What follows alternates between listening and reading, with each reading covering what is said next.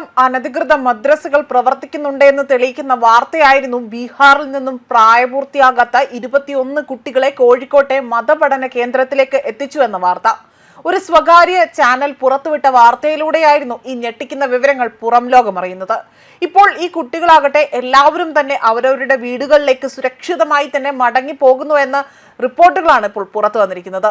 ഔദ്യോഗിക രേഖകൾ ഒന്നുമില്ലാതെയായിരുന്നു ഇവർ കേരളത്തിലേക്ക് എത്തിയത്.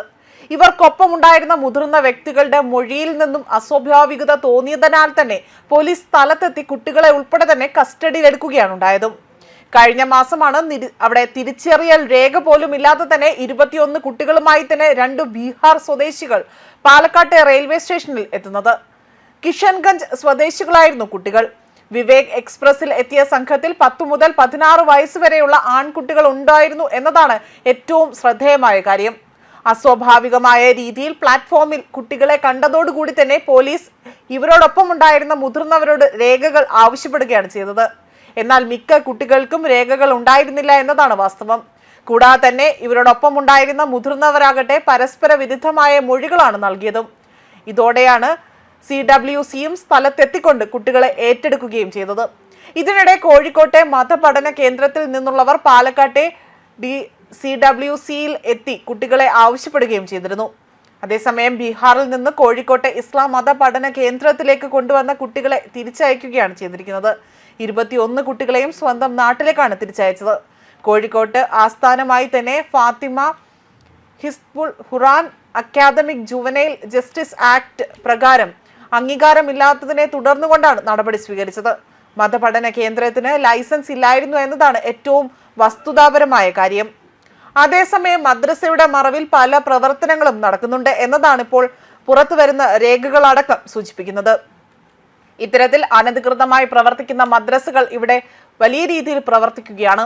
ഇവിടങ്ങളിൽ കുട്ടികളെ തീവ്രവാദത്തിലേക്ക് തള്ളിവിടുന്ന രീതിയിലേക്കുള്ള പഠനങ്ങളും മാത്രമല്ല അവരുടെ തലച്ചോറിലേക്ക് തീവ്രവാദത്തിന്റെ ആശയങ്ങൾ കുത്തി നിറയ്ക്കുകയും ചെയ്യുന്നു.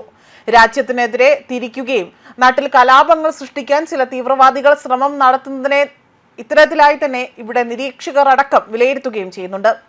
മാത്രമല്ല രാജ്യത്തിന് പുറത്തുനിന്നും ഭീകരവാദത്തിനെ സ്പോൺസർ ചെയ്യുന്ന നിരവധി സംഘങ്ങളും ഇതിലൂടെ തന്നെ പ്രവർത്തിക്കുന്നുണ്ട്. ഇവർ ഒത്തുചേർന്നുകൊണ്ട് തന്നെ ചില പദ്ധതികളും തന്ത്രങ്ങളും ആവിഷ്കരിക്കുന്നത് പതിവ് സ്വഭാവമായി തന്നെ മാറുകയാണ്. അതേപോലെ തന്നെ അനധികൃത മദ്രസകൾക്കെതിരെ മുഖം നോക്കാതെയാണ് ആസാം സർക്കാർ ഇവിടെ നടപടികൾ സ്വീകരിക്കുന്നത്.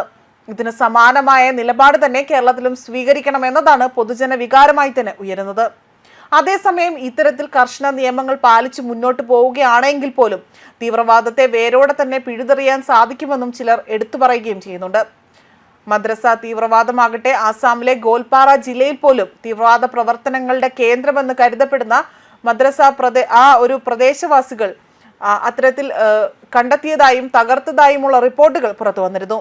മാത്തിയ പോലീസ് സ്റ്റേഷന് കീഴിലുള്ള ഫക്കിയൂറ എന്ന മദ്രസയിലായിരുന്നു ഇത്തരത്തിൽ ദേശവിരുദ്ധ പ്രവർത്തനങ്ങൾ നടക്കുന്നതായി, അതായത് ജിഹാദി പ്രവർത്തനങ്ങൾ അടക്കം നടക്കുന്നതായി തന്നെ ആരോപിച്ചുകൊണ്ട് പ്രദേശവാസികൾ തകർത്ത് തരിപ്പണമാക്കിയതും.